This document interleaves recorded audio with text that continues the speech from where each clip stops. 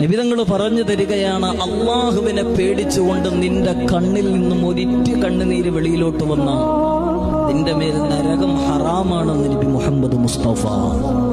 അള്ളാഹു ഭാഗ്യം തരുമാറാവട്ടെ. വാപ്പ മരിച്ചപ്പോ കരഞ്ഞില്ലേ? ഉമ്മ മരിച്ചപ്പോ കരഞ്ഞില്ലേ? പ്രിയപ്പെട്ടവര് മരിച്ചെന്ന് കേൾക്കുമ്പോൾ കരയാറുണ്ടല്ലോ. എന്തേ പടച്ചവനെ ഓർത്തിട്ടൊരു തുള്ളി കണ്ണുനീര് വരുന്നില്ല?